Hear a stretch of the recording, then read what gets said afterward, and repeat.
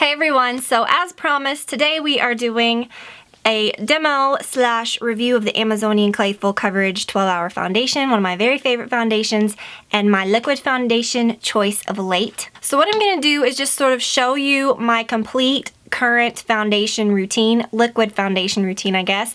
I know I've been demoing so many different types lately, the minerals, and honestly, I've said even in those videos that I do prefer liquid, and right now this is definitely my method of choice. This works great in the summertime. This stuff holds up like a dream. Would even work well in cold weather. I've used this stuff year-round before. But not only am I going to show you everything about that foundation, some tips, how I apply it and everything, but I'm going to take you through, like I said, my entire liquid foundation routine. I'm going to show you my bronzer, just completely do my whole face and show you how I do it. So, my hair's crazy today. So I hope that you guys enjoy the video, and if you want to see exactly how I use this product to achieve my everyday foundation routine, liquid foundation routine, then keep watching. So I start off with skin that is clean and well moisturized, and I'm using, of course, my Tarte Amazonian Clay 12-Hour Full Coverage Foundation. I use two different shades. I use the Fairlight Honey, and then this mystery shade that does not have a name printed on the back of it. So this one's just a tad bit darker than the Fairlight Honey. I put a little bit on the back of my hand, maybe just a bit too much. Sometimes with a brush, like a thick synthetic brush, the product does sort of get down into the brush. So you may find that you need a little more. This is the Tarte Airbrush Foundation Brush. It's just the special edition one. It's the same as the wood-handled version. I sort of lightly mix the product together with the brush and just dab it all over my face. With this foundation, I think that the application totally can change how it looks, how it feels on your skin, how it feels, the heaviness of it. I just think that you really need to use a brush, preferably a really synthetic, thick, dense brush like this. These Sigmax brushes are really nice as well by Sigma, but I just really like this one because it's made out of that same kind of stuff, but it's just very fluffy, so you can really blend well. I feel like it just disperses this thicker product out over a larger area. So you can see it is crazy how much that already covers. So the brush still feels damp, so I just keep going around, and that was way too much. I was just kind of showing you. But you can kind of work off of it just a little bit to get your forehead, because I didn't put any up there yet. And then the trick is just to blend, blend, blend, and I use just a little bit on my brow bone right there. But just keep blending. I like to go just a little bit on my neck right there. You can already see the coverage is amazing. It feels, move your face around, it feels really lightweight.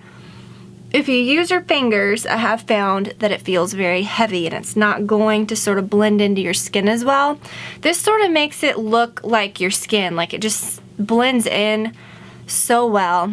Then you can take a little bit more on your hand if you want to, like around my chin where I have the most discoloration. I can just sort of, I say this every time I do a foundation tutorial, but applying concealer last is just always the best option, because if you blend correctly, you'll blend all the concealer away. You'll need more anyways. And really, foundation should just, you should think of it as just like the first, like evening out of your skin. You should never feel like you have to cover every single thing with foundation, because that's what concealer's for. If you cover everything with foundation, you're gonna look like you're wearing a mask.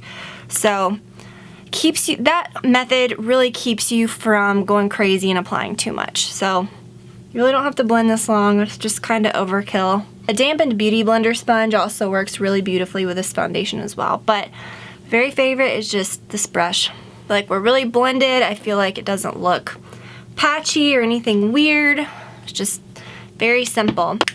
And then next, before I apply my concealer, I do my bronzer, and lately I've sort of gone back to my Chanel Bronze Universal.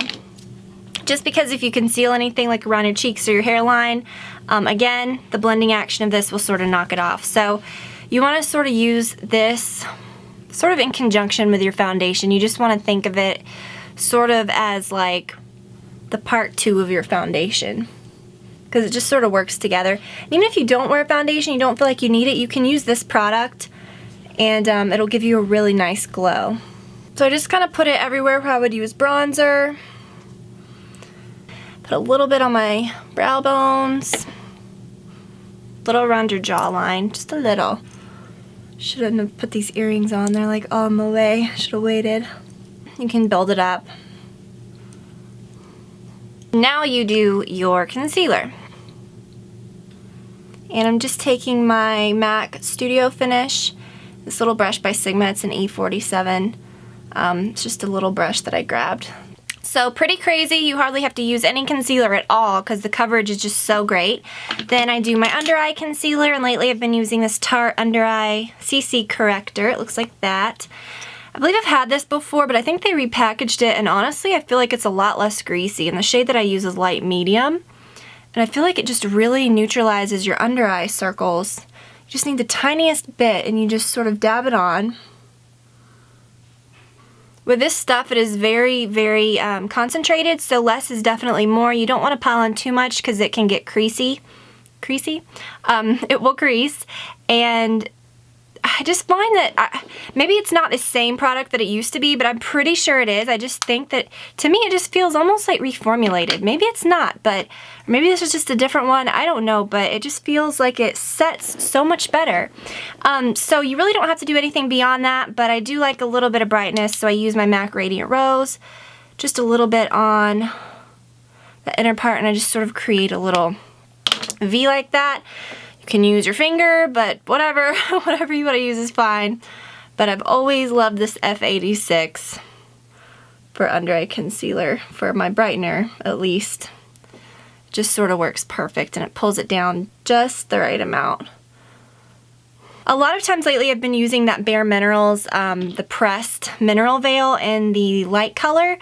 But a lot of times when I use this foundation, it has such great coverage, I just feel like I don't need any more coverage, and I do not want to look powdery in the least. So this is a really cool product that I purchased in a haul a very long time ago. You may remember, you may not. I had put it in my drawer because I guess I was trying to use up something else I had before I used it, and I just had never even busted it out, and it's the Too Faced Primed and Poreless. So I hate that I waited so long to use this, but I just sort of put it right in that area. I haven't even been using like my Laura Mercier Secret Brightening Powder or anything under there lately. This is just a good option. It's just so light, and I just sort of keep it in my T-zone area and dab it mostly on areas where I've used concealer, and then just sort of blend it out, which you really don't have to because it's just so lightweight. And then for blush, I still need to do my brows and my eyes and my lips and all that, but I'll go ahead and finish the whole like face look off with blush. And I busted out my Amazonian Clay blushes again. You guys remember how obsessed I was with these, especially this one. This is the Exposed. Probably, I would say, my very favorite one. And this is an F10, yes, by Sigma. This is sort of like a bronze blush shade. It's really pretty. Really good for summer. I like these because they don't oxidize. They really stay put. They're good stuff. Actually, this product will finish it off. You can do this. You can skip it. It's just whatever. But it is a highlighting product. But it is the Laura Mercier Matte Radiance Baked Powder and Highlight, and my very favorite highlighter brush, the F35. And I just sort of lightly dusted all my cheekbones, and then in that little area right there. I think this just sort of pulls everything together.